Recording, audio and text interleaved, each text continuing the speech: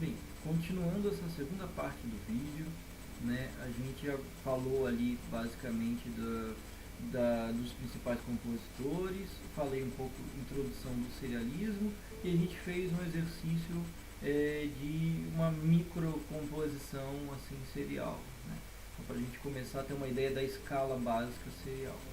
Lembrando que a partir dessa escala você poderia colocar ritmos variados bem livremente e fazer essa música ficar bem viva, bem dinâmica. Você pode atribuir essa primeira fase do serialismo, ela permite que você faça ritmos e dinâmicas e vários aspectos bem diferentes, né? Só mais o cuidado mesmo com a sequência das notas, né? Podem ter reparado que eu, diferente do normal nas minhas aulas, eu não comecei com a contextualização. E tem um sentido claro assim, para mim, por não ter começado. É porque o contexto, eu acho que se a gente ouve a música ou faz o exercício como vocês fizeram e tenta refletir em cima do que eu vou dizer agora, acho que vai fazer mais sentido. O contexto que a gente está falando de uma música a partir da segunda década do século XX o que está acontecendo, sobretudo na Europa, pensando pelo contexto desse compositor, o Arnold Schoenberg, né, e seus discípulos. Primeiro, nós estamos vivendo, a Europa vai ter, a partir de 1914, a Primeira Guerra Mundial, que vai ter como destaque, né, como a grande derrotada desse evento, a Alemanha. Isso vai gerar todo um contexto bastante delicado que vai desembocar na Segunda Guerra Mundial, né? E essa Segunda Guerra Mundial ela vai se estender até a metade da década de 40. E isso vai fazer com que se aprofundem as crises europeias. Essa crise é uma crise que vai alcançar várias dinâmicas. Entre elas, alguns grupos sociais vão ser bastante afetados. É importante lembrar que o Schoenberg era judeu.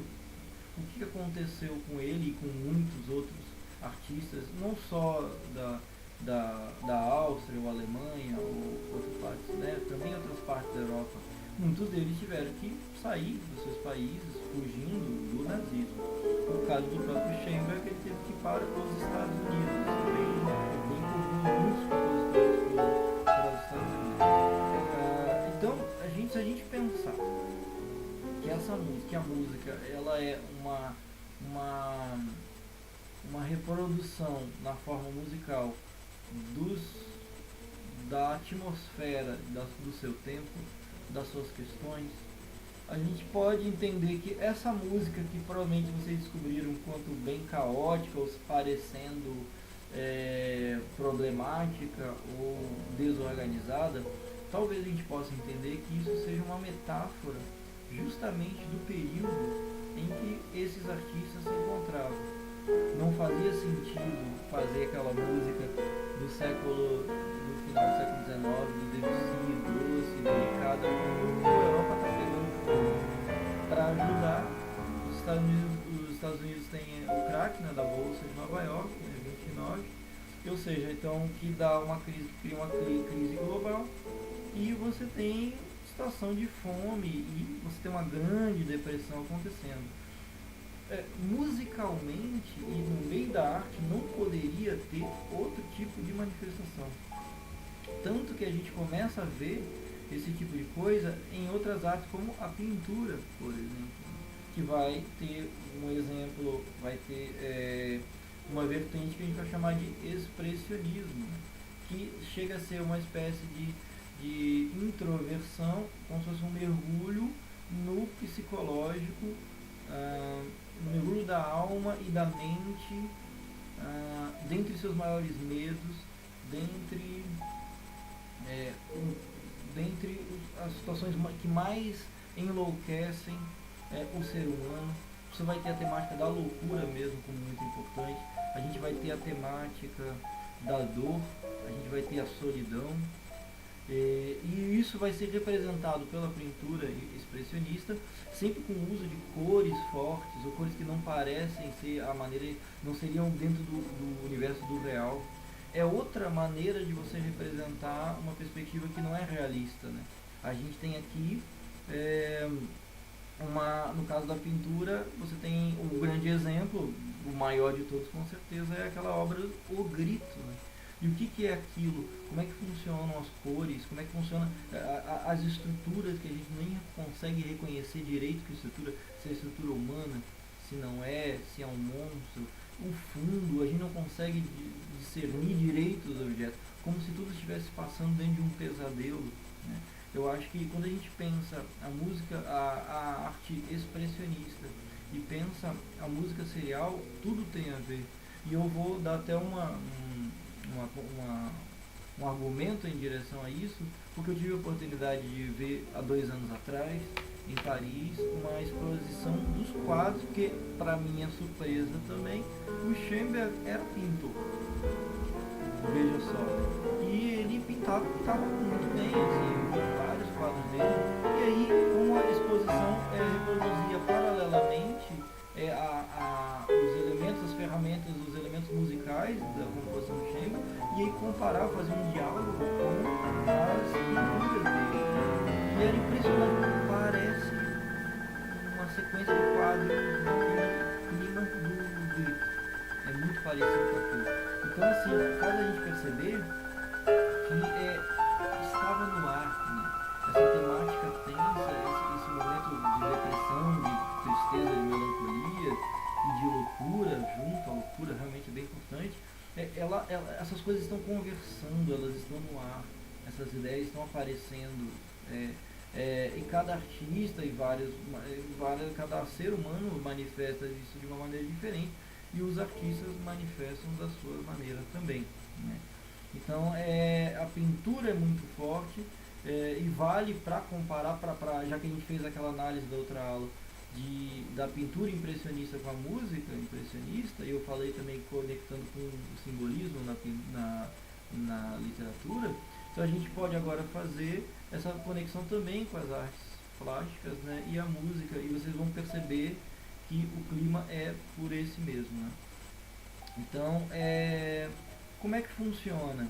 A gente tem uma prática, citar agora alguns exemplos musicais importantes, né, que vale a pena pesquisar. O primeiro seria a grande peça, o Schoenberg tem várias peças muito importantes, mas uma peça muito emblemática chama-se Pierrot Lunaire, né, que é uma peça para canto solo, mas com 13, se eu não me engano, 13 instrumentos. É uma peça orquestral, mais pequena, e ela de certa maneira é encenada, ela é em cima de uma poesia, a partir da ideia do Pierrot, que a gente conhece como uma figura da tradição da comédia dell'arte, né, que é um movimento artístico mambembe da Idade Média. O Pierrot, a Colombina, né, o Arlequim, mas no caso aqui é o Pierrot, representado como personagem feminina, e essa Pierrot, ela se encontra sozinha num local onde ela fica olhando para a lua e ela declama para a lua. Só que a temática e a atmosfera desse poema, né, é totalmente sombria, totalmente nefasta, reproduz, como se você percebe que o personagem não está em pleno domínio de suas faculdades mentais, né? Então, tanto que o primeiro verso, né, essa peça Pierrot, né, ele é um ciclo de canções, né? Ela foi lançada, foi composta em 1912, só para a gente ter uma ideia, né? Começo da década de 10. E o primeiro verso do poema diz assim: sinto que estamos em outro planeta. Então, quando você ouve uma música, um intérprete cantando sinto que estamos no outro planeta, a gente já percebe claramente na sonoridade que a utilização dessa música, a sonoridade dela não é desse planeta. Ela de fato não tem a ver com esse contexto que a gente está acostumado. E é interessante como essa associação com a ideia de planeta lembra a minha associação com um sistema de atração gravitacional, como se a música tonal fosse o sistema solar. E aí, de repente, ele faz uma referência, né, o poema faz referência a não estar nesse planeta. Então, é interessante, né? Acho que é uma metáfora que que ela é poderosa mesmo, ela funciona bem.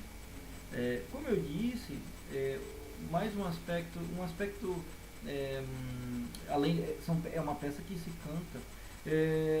Existe uma técnica específica que vai acontecer justamente no serialismo, é bem marcado, que ela lembra um pouco aquela nossa perspectiva de recitativos de ópera desde o século XVII, XVIII e XIX, né, na tradição ocidental, que é aquela ideia, que é um recitativo, é um trecho meio falado, onde você não tem uma pulsação rítmica constante e embora você tenha notas e melodias, você tem um grau de liberdade rítmica, de flexibilidade rítmica muito grande, onde vai demandar um domínio muito grande de quem acompanha, se é uma orquestra, se é no meio de uma ópera, né, um recitativo que vai preceder uma área, ou se é uma peça só para se tocar sendo acompanhada ou acompanhada por um piano, ele vai demandar de um entrosamento sensacional assim, entre os dois. É uma experiência muito legal e muito difícil. Eu também já tive de tocar e acompanhar, é bem complicado. E agora, a técnica musical que vai ser usada para o canto nesse período é um capítulo à parte. Ela vai também receber um termo em alemão que a gente pronuncia como Sprechgesang, seria a tradução, né, para canto falado. Né? Então, por isso que eu falei, existe uma associação direta entre a ideia do recitativo, que não deixa de ser um canto falado, com essa ideia do canto falado. Aí vocês vão me perguntar, tá, mas se é um canto falado igual, se é um recitativo igual ao outro, por que recebe um nome diferente, só porque está em alemão? Então, ocorre que é um canto falado, mas ele é executado de uma maneira bastante diferente, porque não, se a gente achava que a instância musical no recitativo ela era pequena, quando a gente vê no Sprechgesang, ela parece nula, parece que não há, parece que a pessoa está improvisando o ritmo, que não é, o que eu acho que não é muito difícil tocar, é muito difícil cantar, né? Porque ela fica uma música que a sequência de notas já não é tonal. Ou seja, já são notas que não vão ser exatamente que o nosso ouvido vai esperar que seja sucedida da maneira que a gente imagina. Então, já é no aspecto de notas bem difícil. E você tem, basicamente, a pessoa escorrega de uma nota para outra, só que tendo que trazer um contexto emocional, uma carga emotiva muito forte, para poder representar aquilo.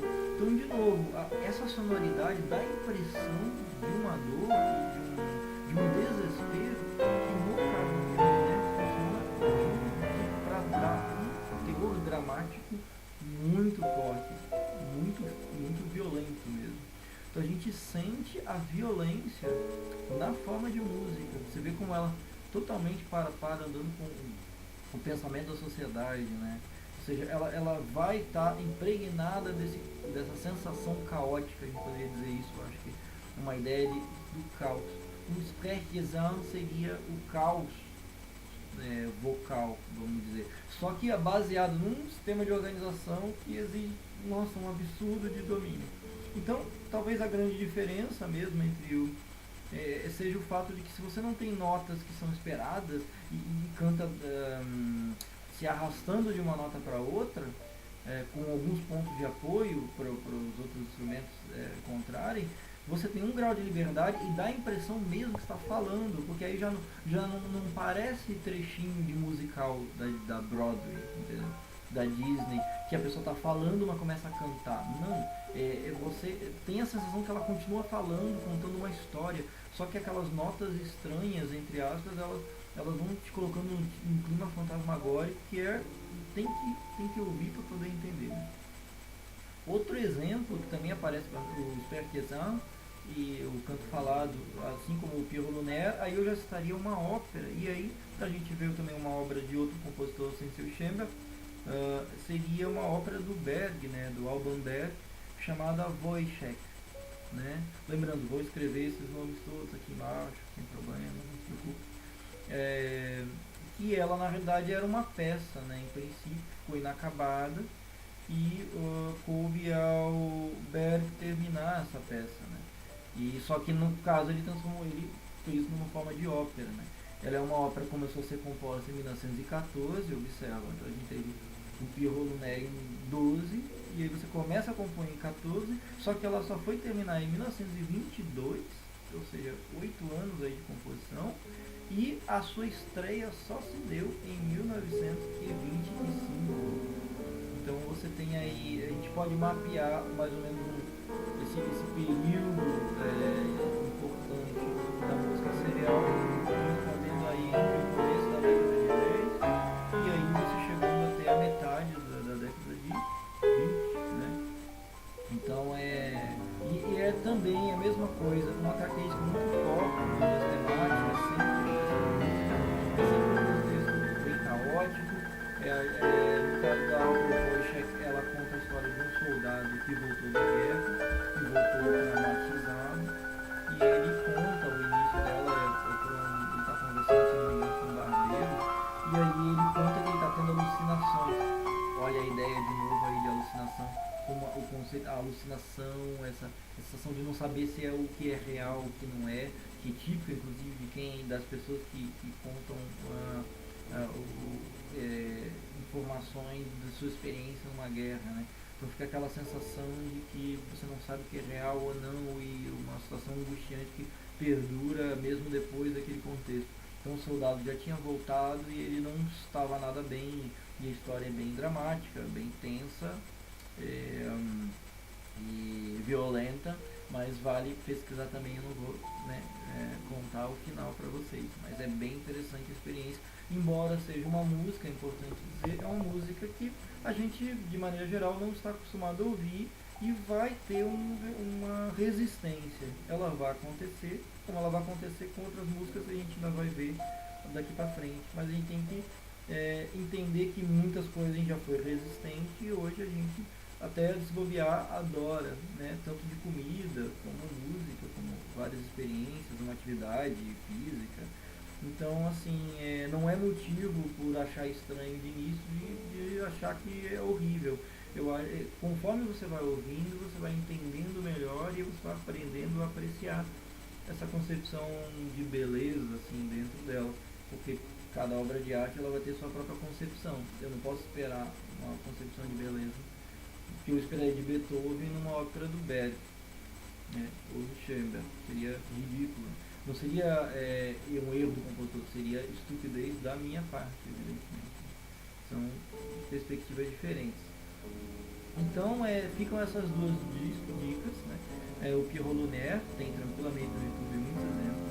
O Wojciech também é bem interessante. Lembrando que o Wojciech foi peça que foi apresentada no Brasil. Eu lembro que teve uma reportagem de quem era o próprio Wojciech, que era o personagem citado, que era o Matheus Nastergalli, assim, também.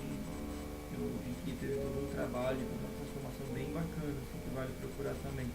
Enfim, e aí a gente encerra essa segunda parte dessa aula, que encerra o bloco, o módulo de música serial, com a perspectiva final do serialismo. Só um breve apontamento sobre isso, que seria, como eu falei, se no primeiro momento do serialismo a ideia da música é criar um novo sistema que quebra a hierarquia das notas, o que acontece é que há uma extensão dessa quebra de hierarquia e de seriação, só que não só de notas, como de outras coisas.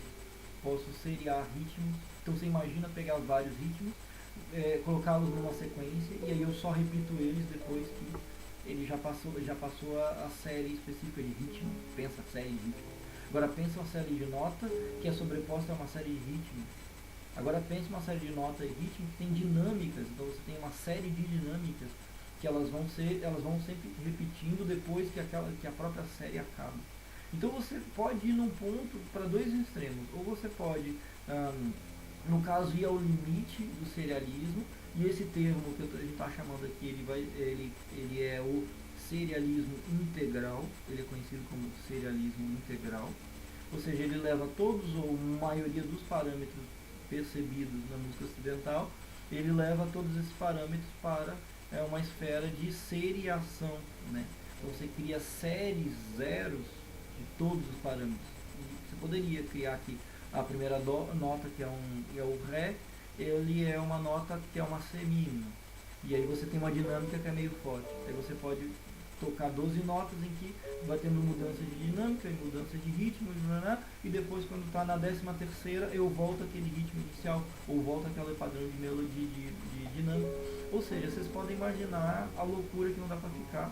E é espetacular, é bem interessante, vale a pena ver. Eu sugeriria de exemplo, que é talvez o maior compositor de serialismo integral, que é o Olivier Messiaen, escreverei o nome também, compositor francês, que ele tem várias obras que são em cima da perspectiva do serialismo integral. E, como eu falei, você pode ser rigoroso naquela ideia, ser ortodoxo naquela perspectiva. Então o serialismo ele foi do dodecafonismo para o serialismo integral. Ou como eu posso começar a afrouxar um pouco as amarras, que é o que vai acontecer na perspectiva dos discípulos do Schoenberg, né? Então você vai ter o Berg e o Weber, eles vão compor assim, tem o serialismo? Tem as 12 notas? Tem. Eu não posso repetir nenhuma até dar as 12 de novo? Eu posso. Eu posso agrupá-la de maneira a inverter assim? Eu posso. Eu posso pegar duas notas, que são as duas primeiras da escala, da minha escalinha série 0, e ficar brincando com essas duas notas e fazendo direto, e aí começar as outras na sequência numa outra voz, e isso corresponder eu posso. Então você afrouxa um pouco, tira o rigor um pouco desse serialismo, mas sem virar tonalismo musical, né, que se ouviria no século XVIII, XIX. Não, você mantém essa sonoridade bastante fantasmagórica e tudo. O Wojciech é um exemplo, se vocês procurarem, ele vai manter, só que ele se permite se afrouxar algumas amarras. Então você pode ir no discípulo para essa direção, ou você pode ir para o limite mais ainda. Você pode se livrar um pouquinho disso. O serialismo é tão incrível, ele permite muitas interpretações, muitos caminhos. O Brasil tem vários compositores seriais também, compositores que se dedicaram a isso, vale a pena pesquisar. E o serialismo talvez para alguns, é considerado como a principal vertente do século XX, assim, a grande revolução que substituiu o sistema tonal. Um exemplo de um músico que esteve no Brasil, eu digo que esteve no Brasil porque ele não é brasileiro, mas ele construiu muito da sua carreira no Brasil, é o Cole Reuter, né, bem famoso. Então vale procurar peças dele. E ele formou muitos compositores brasileiros e compositoras brasileiras, né, a partir dessa perspectiva dele, que levava muito ao serialismo. Então vale pesquisar, que a gente tem exemplos nacionais e que a gente encontra dessa música também, né? É isso, creio que deu para ter uma ideia geral, né, tanto do contexto, que eu expliquei, que eu botei depois, acho que faz sentido, fazer um exercíciozinho, para a gente pegar as perspectivas gerais e falar um pouco dos compositores, e sugerir algumas obras, e falar um pouco da técnica, né, eu acho que um pouco da técnica tanto de composição, como de canto, que é bem interessante, vale a pena mesmo procurar. É isso então. Qualquer dúvida, estamos aí, né? Podem escrever para mim sem problemas. E boa noite, bom dia, boa tarde e até a próxima.